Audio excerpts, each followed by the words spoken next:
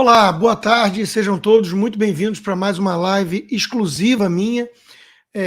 Como vocês sabem, quem me acompanha já às sextas-feiras na live Tudo Consta, faz muito tempo já que eu tenho uma parceria com o escritório DM Visa Law. E eu sempre divulgo, né? A doutora Ingrid tem 27 anos de experiência com esse escritório, mora há mais de 50 anos nos Estados Unidos e, por motivos óbvios e também um tanto lamentáveis, a verdade é que deve aumentar muito a procura de brasileiros, né, de visto de imigração nos Estados Unidos por brasileiros. É desnecessário explicar o motivo, né? Então, nós estamos aqui também para oferecer esse atendimento, para eu tentar conectar o escritório da doutora Ingrid com o meu público que tenha, porventura, interesse e condições de pensar num passo desses. E a gente vai fazer uma live semanal, sempre para tirar algumas dúvidas, trazer algumas informações relevantes. Portanto, para quem ainda não conheceu, né, ouve muito falar, mas não viu, em carne e osso, eis a doutora Ingrid. Tudo bom, doutora Ingrid? Oi, Rodrigo, tudo bem? Tudo bem. Bom, dentro do possível. E, Ingrid, o que eu queria falar com você para começo de conversa, nessas lives breves que nós vamos ter toda semana, porque tem muito assunto, muita dúvida, o público às vezes não conhece todos os caminhos, as possibilidades, às vezes não sabe que ele mesmo é elegível para algum tipo de visto. Mas eu queria, antes de mais nada, perguntar a coisa mais importante, na minha opinião. Qual é a importância de você contar com uma advogada de imigração, com experiência nisso, num passo desses, num processo desse? Porque tem muita gente que ou vai na galega, ou usa umas firmas aí que escutou falar e que às vezes nem advogado é, e isso pode gerar problemas, né? Sim, bom, primeiro, obrigado pelo convite. É sempre bom estar com você aqui, Rodrigo. Olha, um processo imigratório, ele é um processo bem complexo, tá? E para você se qualificar, para você saber qual tipo de processo você é elegível, somente um advogado pode tomar essa decisão e te oferecer essa assessoria. Uma pessoa leiga que não tem nem o treino, nem a experiência, nem a formação de um advogado, por lei, não pode te dar um conselho legal. Em outras palavras, alguém que seja, digamos, um consultor e você converse com ele, com ela e te diz, você poderia se qualificar para esse visto. Isso não é possível ser feito a não ser que seja um advogado, porque só um advogado pode dar o conselho legal. Agora, além disso, uma vez determinada a maneira que você vai emigrar, qual é o processo correto para você, o advogado, a importância do advogado não termina aí. O advogado acompanha o seu caso. O advogado é o que vai manter aquela linha aberta de comunicação que tem que existir entre o cliente e o advogado, manter contato com a imigração, saber como está andando o seu caso e notificar o cliente de coisas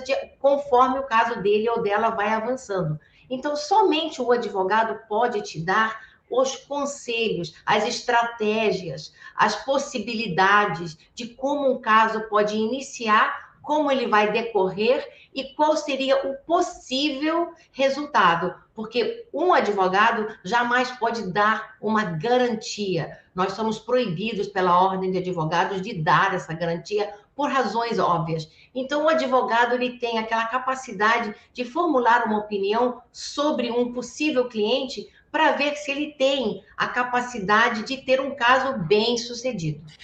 Doutora Ingrid, é importante fazer isso antes, no planejamento da ida, porque se você entra com o visto errado e depois quer mudar, é mais trabalhoso, né? E até arriscado. Lógico, planejamento é a palavra-chave no mundo imigratório.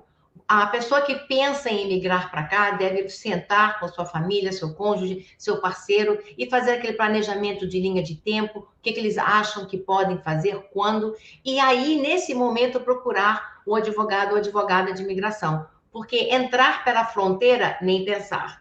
Péssima ideia, não façam. Vir com visto armado, também não deve fazer. Então, para você entrar pela porta da frente e fazer um processo correto que vai te dar aquele sonhar, o grande sonho de uma vida aqui nos Estados Unidos legalmente, você tem que procurar o advogado antes de você tomar uma decisão de vir. porque às vezes uma ação até inocente fazem um visto e depois começam a fazer coisas que viola os termos daquele visto, pode ter repercussões num possível futuro visto de imigratório, como um pedido de green card. Entendi. E uma coisa específica que eu queria trazer hoje para você comentar, Ingrid, é que muita gente. Bom, o Brasil é um país muito miscigenado, tem descendente de tudo. Eu mesmo sou italiano, por exemplo, tem muita gente que é descendente de espanhol, português, alemão. E existe um visto, que é um visto muito comum aqui, meus vizinhos vários têm, né? Que é o visto de investimento, porque no Brasil para o brasileiro é quase proibitivo. Só gente muito rica consegue. É 5, né? Se eu não me engano. É B5. B5. E aí muita gente consegue esse caminho pela descendência europeia do E2, que aí você tem uma necessidade muito menor de investimento, tem uns quesitos lá, né? Tem que empregar não sei quantas pessoas, não sei o quê, mas esse visto, muita gente tem o italiano, o espanhol e o português não podia. E agora a novidade, então, é que o descendente de português, ele também pode fazer o E2. Explica um pouquinho esse visto e o que mudou. Sim, isso foi uma notícia fantástica, porque, como sabemos, no Brasil tem muita descendência portuguesa e temos muitos brasileiros que já possuem a cidadania portuguesa. Ou os que não, ou os que estão elegíveis deveriam realmente procurar e correr atrás. Esse tratado permite a um cidadão desses países, que agora inclui Portugal, fazer um pedido no visto E2, que é um visto de não imigrante, é um visto de investidor, mas ele não requer aquele investimento astronômico do EB5, que são quase $1 milhão. E sempre perguntam, mas quanto que eu tenho que investir?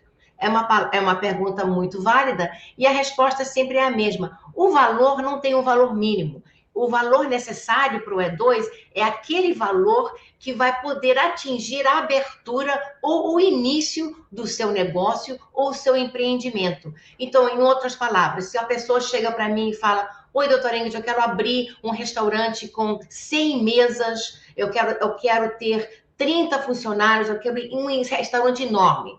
O investimento vai ser alto, vai ser bem alto. Agora, se a pessoa é, digamos, na área de alimentícia, vamos ficar na área de restaurante. Eu quero abrir um café, eu sempre trabalhei em cozinha, é meu sonho, eu quero abrir algo que só serve café da manhã e um lanchezinho e fechamos a 1 hora da tarde. É óbvio que esse investimento vai ser muito menor. Então, não tem um valor mínimo, é aquele valor necessário para tornar realidade aquele empreendimento e com um pouquinho de capital de giro. Temos que ter um plano de negócios, o número de funcionários é outra pergunta, mas quantos? Não tem exigência, é o número necessário para você abrir as portas do seu negócio. Então, e vai ser avaliado caso a caso, né? Pelo Estado. Eu conheço alguns casos, tá? Porque outra possibilidade, além de abrir, é comprar algum negócio existente.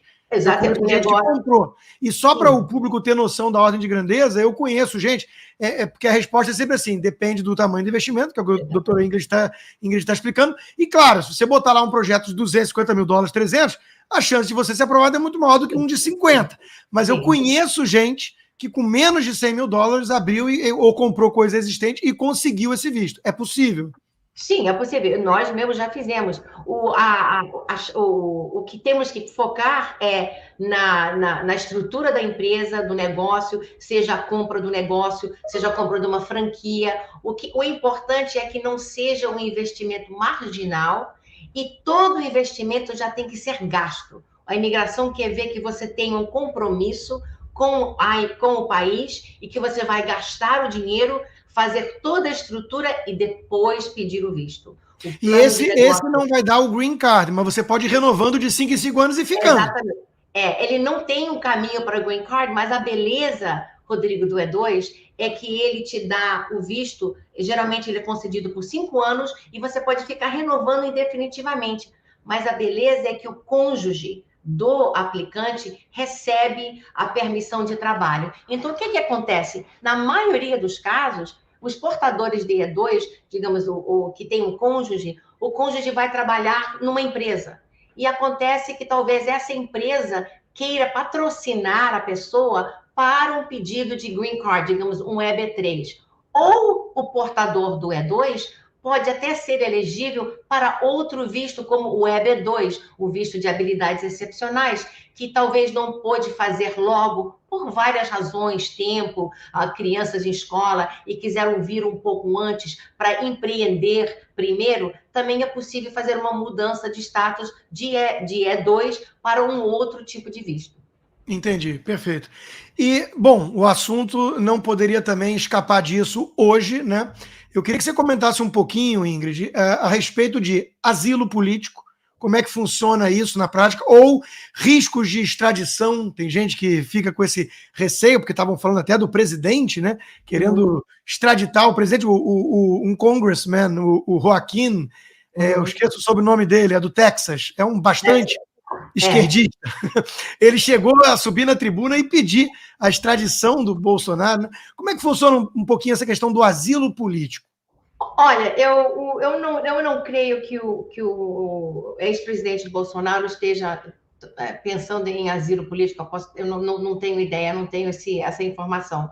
Mas o que eu posso dizer é o seguinte: existem certos membros do Congresso, como o Castro, o Ocasio Cortez, Ilhan Omar e o Takano da Califórnia, que começaram com essa pressão, fazendo essa pressão no presidente Biden. Eu ser sincera, Rodrigo, eu espero, não creio que o presidente Biden vai ceder a esse tipo de pressão, porque a pedir a extradição ou a expulsão de um ex-presidente de um país que é um dos maiores aliados dos Estados Unidos e na área de comércio um grande aliado dos Estados Unidos, eu acho que causaria tanta polêmica, então seria uma polêmica caótica. Não creio que isso iria acontecer, que o presidente Biden ia fazer isso. Porém, como tudo é possível, se a pressão continuar muito, pode ser que vejamos algo acontecer. Mas é importante notar que alguém como o ex-presidente Bolsonaro, ele possui o visto A1, que é o visto reservado para diplomatas, presidentes de outros países. É uma cortesia que os Estados Unidos oferece. Quando essa pessoa, digamos, o ex-presidente Bolsonaro, quando ele vem aqui em papel oficial, ele sempre utilizaria o visto dele A1. Se ele, uma vez que ele não é mais presidente, que agora, a partir de 1º de janeiro, ele acabou o mandato dele, o visto A1 dele poderia não ser mais válido. Mas é uma questão tem que ser tratada com muito cuidado, porque aparentemente o presidente Bolsonaro, o ex-presidente, entrou aqui antes do término do mandato dele. É o que diz a mídia. Então, antes do mandato terminar, ele tinha o A1. Após o mandato terminar, ele poderia ficar nos Estados Unidos por um período de 30 dias e depois, se quiser, poderia pedir uma mudança de status, caso ele queira ficar. Agora, falar sobre extradição, o presidente dos Estados Unidos não tem esse poder pleno de extraditar alguém. É um processo de mais ou menos 6 passos que tem que começar com o Brasil, nesse caso. O Brasil teria que fazer toda a documentação ou pedido formal de extradição. Com uma condenação, né? Claro, tem que ter uma condenação. Uma base. O crime tem que ser previsto nos Estados Unidos, por exemplo, crime de opinião aqui nos Estados Unidos com a primeira emenda não existe. Então, se você tentar colar essa peixe aqui, o governo não vai te mandar embora. Não tem crime de opinião. E a extradição é um processo tão longo, Rodrigo, como eu disse, mais ou menos 6 passos, e quem faz isso é o Departamento de Estado. Eles recebem o pedido do país requerente e começam as investigações, tem ação judicial, é um processo muito complexo e não é algo que acontece do dia a dia. Isso pode demorar anos. O último precedente que tivemos parecido com isso foi com se não me engano, em Panamá. Foi o Martinelli, de Panamá, que aconteceu algo um pouquinho similar e começou esse pedido de extradição, depois ele foi absolvido e continua seguindo a vida dele política. Então, é algo muito complexo. As pessoas têm que ter cuidado em começar a falar sobre extradição do ex-presidente Bolsonaro, porque, por enquanto, pelo que eu vejo, pela minha pesquisa, meus contatos, não tem nenhum pedido do Brasil de prisão, de ordem, não tem nada que foi realmente, ele não foi condenado a nenhum crime, por enquanto que eu saiba. Então, falar de extradição, eu acho que está muito cedo. Entendi. Eu acho até... É curioso isso, porque a gente vê a diferença do político para o jurídico, né? Quer dizer, e como nos Estados Unidos, graças a Deus, ainda existe lei, né? Justiça. Então não é uma coisa assim, a vontade política, não, porque o Biden agora é mais próximo do Lula. Não funciona assim, seria uma republiqueta se funcionasse assim. Não funciona assim. O presidente Biden, ele tem os poderes dele e aqui a lei funciona. Talvez, às vezes, não funciona como o americano naquele momento quer, mas no fim do dia as leis aqui funcionam, seja o presidente democrata, seja o presidente republicano, eles têm os seus deveres, eles sabem até onde podem ir. Existe aquela polêmica, aquela conversa, eu vou fazer, mas no fim do dia eles seguem ao risco as leis, e a nossa Constituição aqui nos Estados Unidos, ela é muito forte, ela não é um documento vivo que pode ser mudado e adicionado e cortado, não. Ela é um documento muito... É difícil até de explicar a Constituição, não se mexe na Constituição. Ainda mais com essa configuração da Suprema Corte que temos hoje. Na área política, é muito perigoso. Então, o mundo jurídico aqui, ele funciona e tem esse bate-boca político de lá e para cá, e democrata, e republicano, mas no fim do dia, eu quero sempre acreditar que a lei vai prevalecer e tudo vai ser seguido ao pé da letra. Perfeito. O que, aliás, é um alerta para quem quer vir, venha dentro da lei, senão vai se complicar, e use a assessoria de quem entende. Ingrid, muito obrigado. Temos aqui mais de 2.300 pessoas nos acompanhando ao vivo. O vídeo vai ficar gravado. O melhor jeito de te contactar acho que é pelo Instagram. Vão lá pelo Instagram, a página D de dado, M de Maria, Visa Law, né? E vocês tirem as dúvidas com a doutora Ingrid e, se for o caso, estiverem ali elegíveis para algum visto na conversa, façam por um escritório sério, porque isso é muito importante para chegar com o pé direito. É verdade, é verdade. Muito obrigado, doutora Ingrid. Até semana que vem. Obrigada, Rodrigo. Nos vemos. Tchau, pessoal. Tchau. Boa semana. É isso, turma. Muito obrigado. Amanhã temos Biblioteca do Consta. Sexta-feira, a live Tudo Consta. Valeu!